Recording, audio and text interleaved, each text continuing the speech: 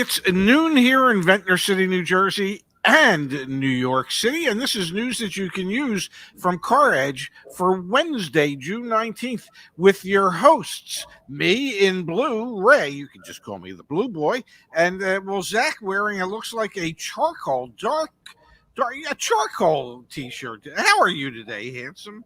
I'm doing well. One more day until I'm back in my normal setup. Can't wait for that. Today's show brought to you by CarEdge.com. A better car buying experience, no hassle, always fair prices. That's what I've heard. What we're doing. Gotta like what we're doing back at CarEdge.com. Check it out, folks, if we can help you out in any way. We would love to.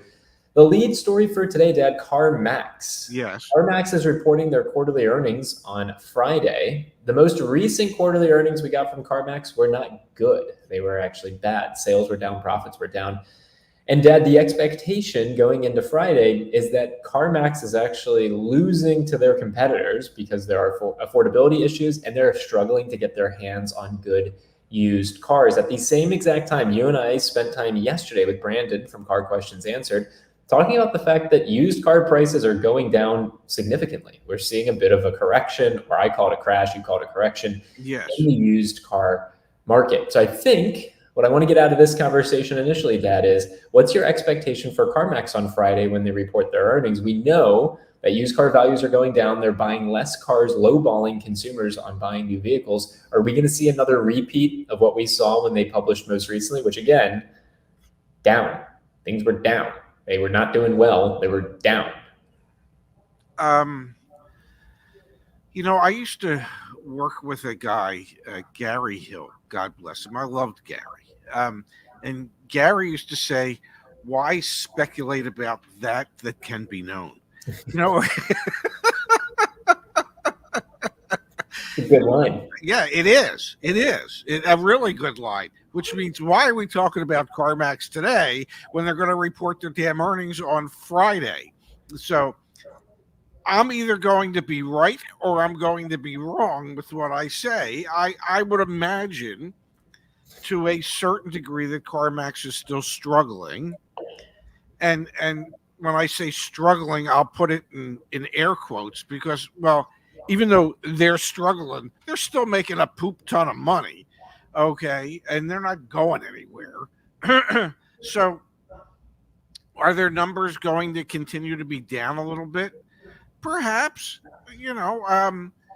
Has it been a tougher selling season through the first 5.5 months of the year for pre-owned cars? Yeah, I think it has been. Is there still an affordability issue that all these sellers of used cars have to navigate? Yeah, there still is. So, yeah, I wouldn't be surprised if their numbers are down a little bit, if the volume is down a little bit, if their revenue is down a little bit, and their net earnings are down a little bit. And I also wouldn't be surprised if they still have more than enough cash flow to stay in business for a really, really, really long time. We intentionally did not go with CarMax is going out of business as the title of today's show. They're not going out of business anytime soon. Although the most recent quarterly earnings we had from them were revenues being down and their gross profit per vehicle sold, both wholesale and retail, going down. They also decreased the number of vehicles that they bought from customers down 11%, 10.8%. So you have some headwinds that they've already been dealing with. And then you look at what's been going on in the market and we see wholesale prices tanking, reversing. Used cars no longer appreciate, they depreciate.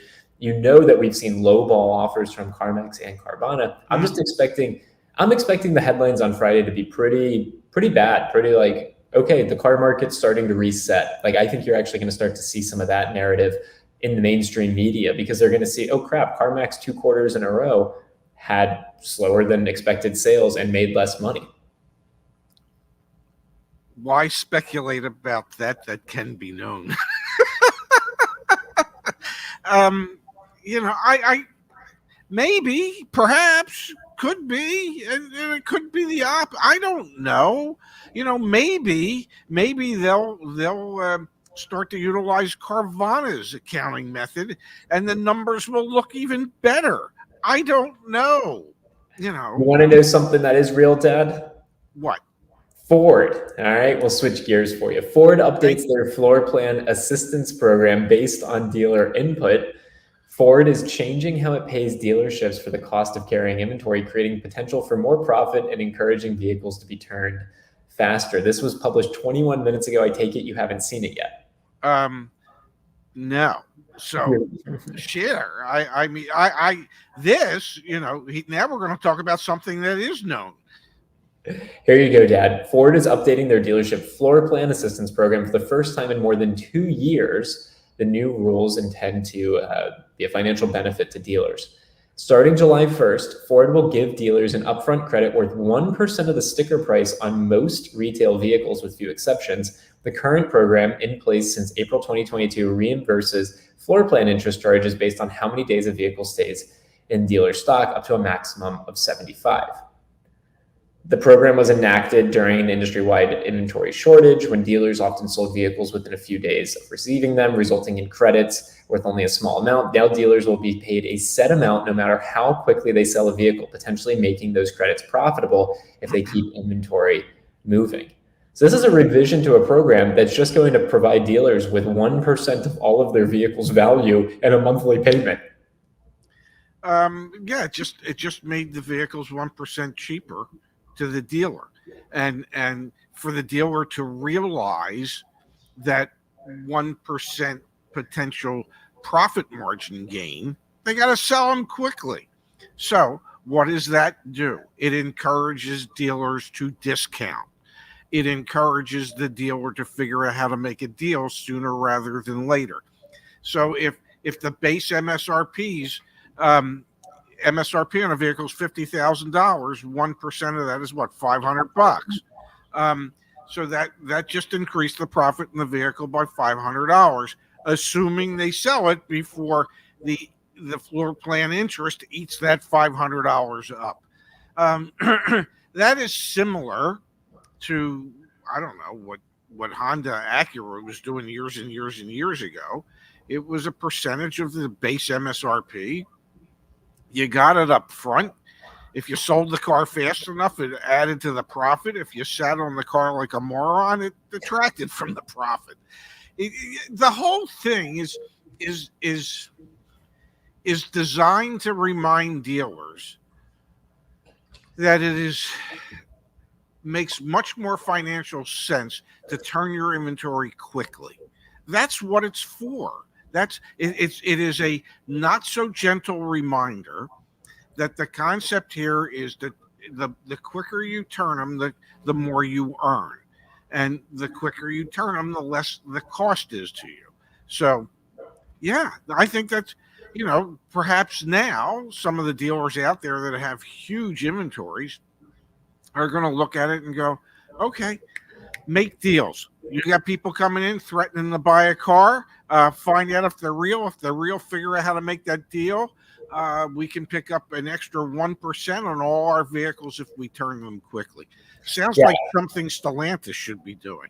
It is interesting, Dad. This is the first headline we've seen specifically about floor plan assistance. We've seen Nissan, for example, provide additional cash incentives to dealers to take inventory. We've also seen Stellantis do that. We have Igor here in the chat saying that Mercedes is providing cash incentives for vehicles that are sold and transacted anywhere from $500 to $2,500, depending on the model.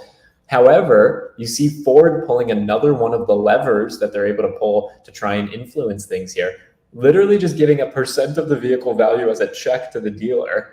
Yes. You want to hold on to your inventory? You can pay it. You can do it. You want to sell it quickly and make money? Sell it quickly and make money. I think we're going to see more and more decisions like this being made to try and move inventory, to try and lower prices and to move inventory. It's a not so gentle reminder that it works best if you sell your inventory quickly. There's more money to be had if you turn your inventory quickly. So, maybe it's time to retrain salespeople to, you train them to save for the longest period of time. Well, we hardly have any inventory, and if you don't pay for it, the next customer will. Well, maybe now it's time to train the salesperson to say, you know what, it's your lucky damn day. We realize that, well, it's better for everybody involved if we sell them quicker. So, in order to facilitate that, I can make you a better deal today than I could have yesterday. And you, because unless a customer comes in and specifically says to a salesperson, especially if the salesperson were say to the customer, what is it that you hope to accomplish today? Where they might be able to find out that maybe the customer has 4 or 5 different brands that they're looking at, and 4 or 5 different models amongst those brands that they need to drive before they can make a buying decision. So if you've determined that the customer has already narrowed down what make and what model, and they're ready to make a buying decision, as a salesperson, just, at that point say, not that I'm going to hold you hostage, but if you're ready to buy a car, we're going to send you home in your new car today, regardless of regardless of the numbers that it's going to take to get there. This demonstrates the OEM to dealer interaction and how the OEM can influence the dealer to be more aggressive to sell cars. There's obviously incentives. We see them 0% financing, things like that. But there's also incentives to dealers. And that's what you're seeing here to do what you were just describing, AKA a real live, honest to goodness customer comes in. How do we sell a car? We discount the price another % because you know what? We just picked up 1% from Ford. Yes. And the other way they encourage dealers to do it quicker is by having some type of sales objective for the month, that if you hit your sales goal, there's another big opportunity for a big check. You've heard me say over and over and over again, when I was with Audi didn't expect us to make the profit from the customer. They expected us to hit our sales objective from Audi, and Audi would give us a big ass check for having done that. Yeah. Meaning that whatever profit the store was going to make was coming directly from Audi and not the customers. So there are many ways that manufacturers can impact how quickly cars are sold and how motivated dealers can be to sell them. Oftentimes, you just have to remind dealers of that. Well, and Ford just did by changing this program, first time in 2 years. Interesting story to say the least. U.S. House Appropriations Committee okays budget bill with CARS, the FTC's CARS rule ban. U.S. House Appropriations members voted 33-24 to recommend the Financial Services and General Government Appropriations Act be passed by the full House. For those of you that have not been paying attention and playing along at home, the Federal Trade Commission has proposed the Consumer Auto Retail Scams rules, which are to protect consumers from being scammed by car dealers. That is now on the precipice of being shut down by the federal government. Not good. Well, the rules were supposed to go into effect July 30th, and they've been put on hold because there's a lawsuit that was filed in the Fifth Circuit Court in Texas, trying to overturn the rules. And so the FTC said, well, we won't enforce the rules until there's an outcome of this suit.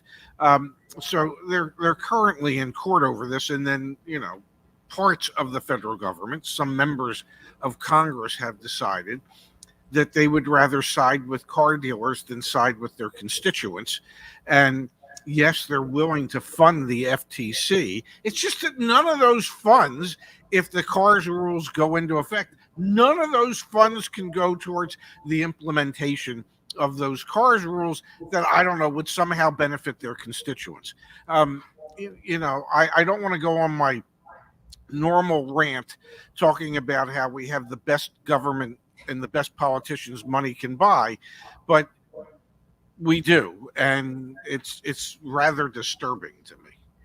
All right, Gallup does an annual trustworthiness of professions poll. Okay, Look at this: 2019, 2022, 2023. The most trustworthy profession, in the United States of America, it's gone down a little bit, but the most trustworthy profession are nurses. Okay, number one on the list. Veterinarians, engineers, dentists, medical doctors. You ready for this, Dad? Yeah. There's your bottom three, folks. Wow. Car salespeople are number 3, least trusted. Only 8% of consumers say they trust car salespeople. Senators also at 8%, and members of Congress at 6%. And if there was some way, I believe members of Congress should be at a -6. But that's just me. And it is unfortunate at best that most people who vote and when they're voting on their congressperson or whatever have no idea what the congressperson's positions might be when it comes to helping them and benefiting the consumers in America. Most people have no idea, besides the fact that most Congress people and most politicians will claim to be the ones that brought all these wonderful things to you, when in fact in many cases they've actually voted against it. But now they see, well, there's a benefit, so oh yeah, this is great stuff. It would be interesting to me if every time a politician lied, there was like some type of electric shock that pulsed through their bodies. And I just have to believe that probably 99.9% of the politicians, every time they open their mouths, would be convulsed from these electric shocks. It reminds me of the Jim Carrey film Liar, or Liar, whatever it was, where he couldn't lie anymore. And my God, wouldn't it be refreshing if it was just impossible for any length of time, even if it was for 10 minutes, for politicians not to be able to lie? That would be wonderful. I put the link in the chat. We've done Google search FTC rules space CarEdge, and our guide will come up on it. For those of you that are unfamiliar, the rules essentially they do this, Dad. And I know my audio is a little crappy today, so can you read these out? Number one, the rule prohibits deceptive information about pricing, financing, add-ons, and other material information. Number 2, dealers are required to disclose the offering price, the actual price anyone can pay for the car, excluding only required government fees. It would be illegal for car dealers to charge for add-ons that don't provide a benefit to consumers. That one, I think, is going to be hard to enforce, because some consumers could be foolish enough to think that there's actually a benefit to some of the crap that the dealers sell, and some of the stuff they sell is worthwhile. And 4, dealers would be required to get customers express informed consent before charging them for any amount. So, those things don't seem terribly unreasonable, but car dealers who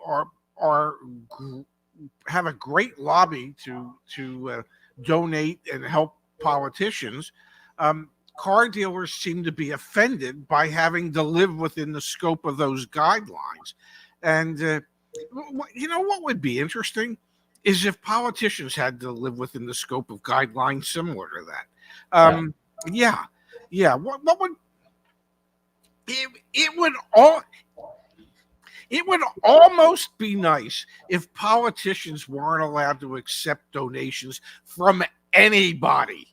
Okay, because let's face it, if you send $25 to a politician and somebody else sends $250,000 donation to that politician for their campaign, you think they're going to listen? Do you think they're even going to talk to you for the $25 donation? But that person that put up $250,000, they're expecting something in return. Ain't nobody giving a politician that kind of money and not expecting something in return. I'm sorry. I apologize. It is an election year. It's presidential election year. It is just the continuation of all the crap as as citizens of this country that we have to put up with. Sorry, I'll be good now. This has not turned into a politics channel. I'll just be very clear. The impetus for this conversation is the fact that the FTC has proposed these rules that would protect consumers from car buying scams. The federal government is taking steps to ban that and not allow it to happen. There you go. Well, here's the thing that I would say, that it very well might pass the House. I doubt that it would pass in the Senate.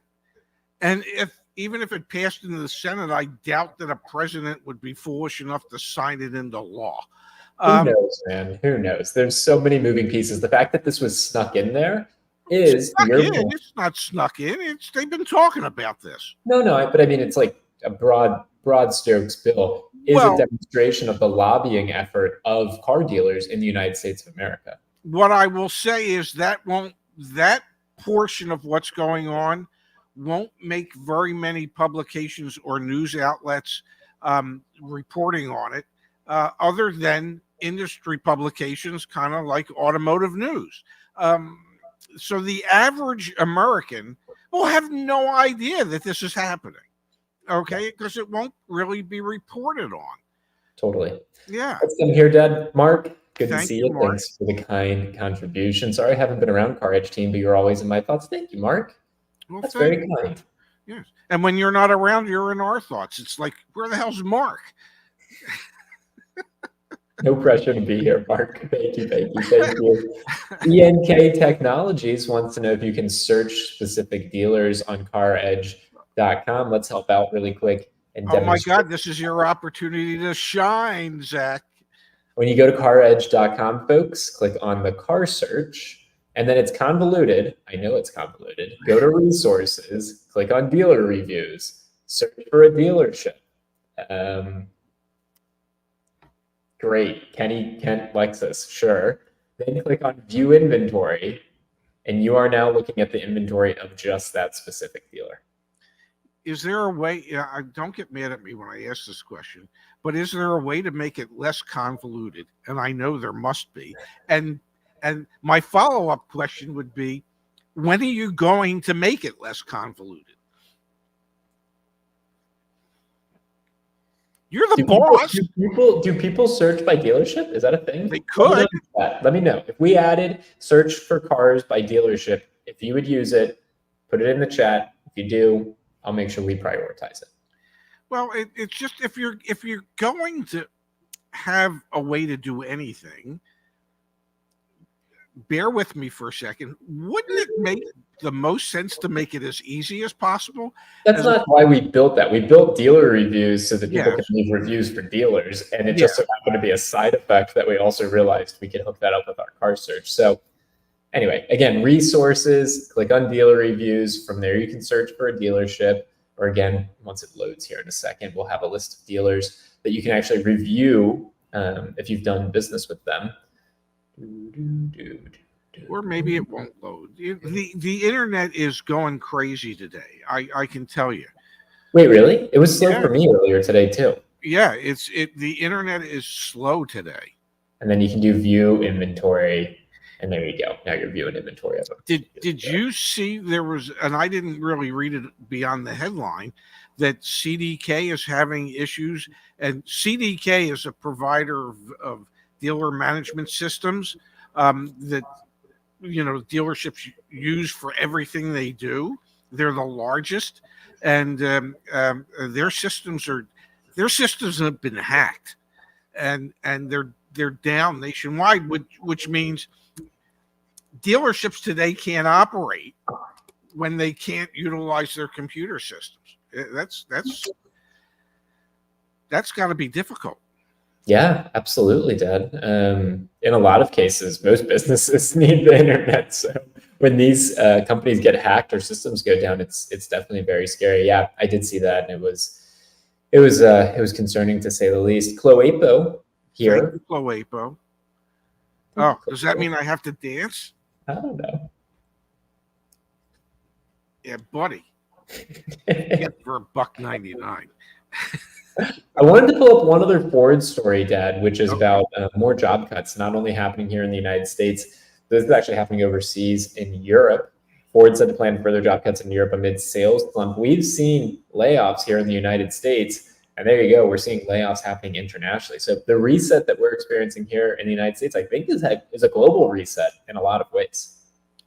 And things aren't as bad here as they are in Europe. So, I guess it's a good thing. And then again, it's an election year, so they're not allowed to report things as being as bad as they might be. So. Who knows? Who knows, man? And then one more for you. I'm just not. I'm anti-politician today, and I apologize for that. You can be anti-politician. They're the least trusted profession in the United States of America. So I think a lot of people are right there with you. Well, it seems like it. Yes. Hey, one more for you, Dad. Did you see the Ferrari news? No. What's going on at Ferrari? Oh, well, why wouldn't it? I mean, and what's its range? And considering the fact that nobody drives them, people buy their Ferraris and they don't drive them. So range probably doesn't matter. But what is the range?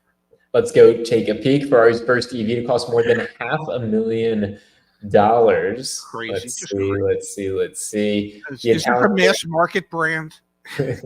No. I don't even know if we have range numbers on this. Yeah, well, if you're spending $500,000 for a Ferrari EV, I guess you don't care how far it'll go.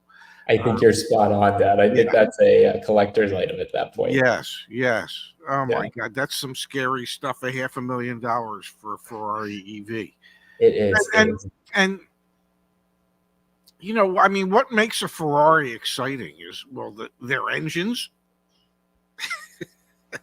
And obviously their handling, and the sound. What makes an EV Ferrari exciting? Their battery pack. I mean, what? We're gonna find out. The pumped-in noises, the noises that they. Yeah, who knows? We've got here from Matthew. Thank you, Matthew. Land Rover back in for service. All AutoNation service stuff done. Said inbounds. It sounds about right for Land Rover. They can change oil, but not check me out. Well, can't have everything. That's what happens when you buy one of those Land Rovers. It absolutely is. Yes. I saw a Land Rover Defender ad the other day, and it was Kiko Balco or something. I don't know, some type of and it reminded me of a Mini Countryman TV ad a couple of years ago, with some R&B singer, and he drives into town, and I don't know, there's musical notes everywhere. There's no people. There's just, and I'm thinking, what is the point of these type of ads? You're not really selling a car. Okay. I don't know what the hell you're selling. But it's like, well, you just want to show you're cool. Hey, you can be like me and not be cool. Pops, I have to catch a train. So yes, I'm going to call today's show a minute early. We'll be back at our normal time tomorrow, normal setup. Please tune in for it. But until then, stay cool. It's hot here on the East Coast. I think it's hot everywhere in the United States right now. Yes, I think it's supposed to go up to 80 here at the shore today. Woo-woo. It's 90 here in New York. It is hot. Well, it is.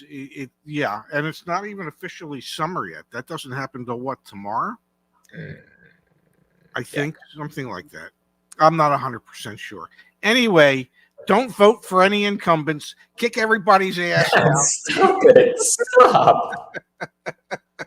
We're back tomorrow. See you guys. Have a good train ride, handsome. Thanks.